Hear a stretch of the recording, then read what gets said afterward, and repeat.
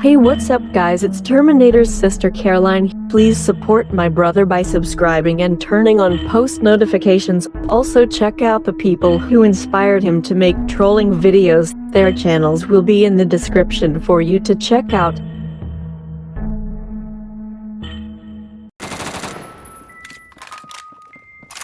I was born in 1984. This incident was from 1989. I was 5 years old then. I'm a guy, the middle child of 5 siblings. It was late 1989 when my mom was giving birth to our youngest sister. My mom was having labor, and my dad and a family friend were taking her to the hospital of our town. My eldest sister and I were left alone at home. I have no clue about ghosts and hauntings by that time.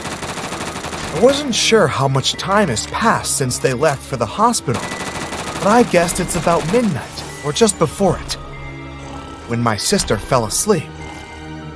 I was sitting beside her on the couch. I am sure I was wide awake and watching my elder sis sleeping. The couch was just by the window, and the window was high above the ground. There's no way anyone could climb up the wall. It was then, at that exact moment, that I saw a hand on the outside of the window pane. The hand of a baby, from the wrist upward, with the palm facing me. Maybe I was too young to get scared, or I didn't know how to react. I'm not sure. I just kept staring at the hand. At that time, I thought that the hand was of my to-be-born younger babies. I can't tell what exactly happened after that. What I'm sure of was that my parents came home the next morning with our new baby sister. I told my mom about the thing after I was 25 years old, but I've got chills when I think about that night. I wonder why I didn't get scared or horrified. Maybe I was too young, as I've said before. I don't know. I'm sure I saw what I saw. If that night was not then, but one of these nights, I'd be screaming my lungs out or froze to death.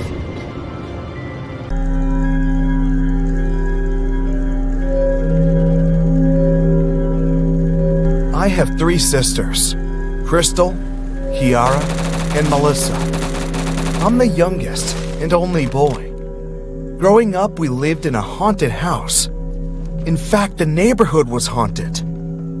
All the neighbors had experiences. Apparently, it was all built over a military grave site, but I'm not sure how true that is.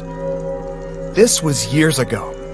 I was about 5, I think, and my sisters were around their early teens. Our cousin, Vincent, who we call Vincy, was staying over. He's the same age as my sisters. We used to play hide and seek with all the lights in the house turned off, apart from any room our parents were in. So this night was going great. The only source of light was a flashlight that the seeker had. Crystal was usually found quickly because she had, and still has, really long curly red hair, and it almost glowed bright orange in the light. Kiara has long straight blonde hair, so she was found quickly too. But Melissa and I have black hair, so we could blend in better. However, this night, Kiara was the seeker. She found us fairly quickly and only had Vincy to find. So she went to our parents' room and shined the light inside. Our parents had 2 white wardrobes that were attached on either side of a white dressing table, with a mirror on top of it. Kiara could see one of the wardrobe doors was slightly opened, and inside of it, in the darkness, she could see eyes staring out at her. She laughed and shouted, "Found you, Vincy!" But the eyes didn't move. They just stared at her. "I see you, Vincy!" She laughed again. Suddenly, on the opposite side of the room, the curtains of the window flew open, and Vincy jumped from the window ledge laughing. Kiara looked at him in confusion. But I thought... Suddenly the confusion turned to fear when she looked back at the wardrobe. The eyes were still there. wide and staring at Vincy, but then slowly looked back in her direction. Kiara screamed and quickly turned on the room light, and they could both now see that the wardrobe was empty. Nobody hiding, no pets, no boxes, nothing. Hide and seek in the dark soon became a memory after that.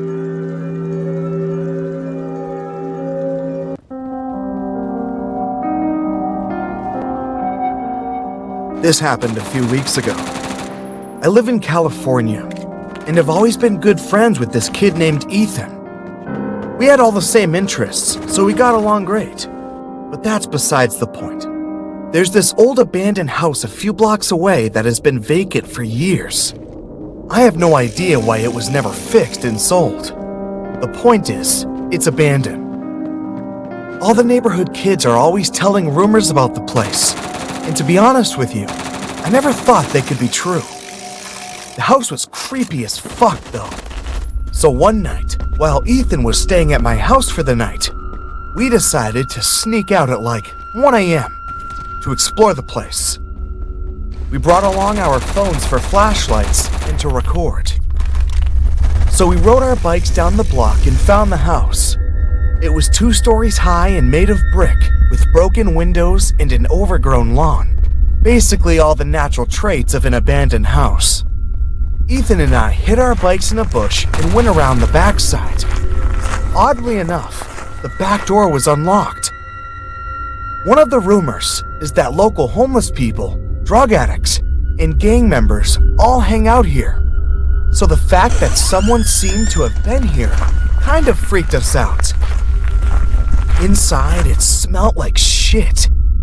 It was so dark that if it weren't for our flashlights, we definitely wouldn't have been able to see anything. We walked through what appeared to be a kitchen, around through a living room, into a foyer. Just as we were about to go upstairs, there was a sudden, loud thump. Ethan and I both jumped and stood frozen. Dude, I think someone's up there, I whispered to Ethan. Yeah, no kidding, he said back. Let's check it out. Dude, are you fucking crazy? I said. But Ethan either didn't hear or ignored me, as he was already halfway up the stairs. As much as I did not want to go up there, I decided to anyways because there was no way in hell I was staying down in the dark alone. We got upstairs and heard an identical thump down the hall. Holding up my phone to continue recording, I reluctantly followed Ethan down there. We approached the doorway and glanced through to see someone standing by the window. It was so dark, all we could make out was a brown sweater he was wearing. We knew he had to know we were here, because we had already shown the flashlight on him. Ethan began to cautiously walk towards the guy. I stood back by the doorway.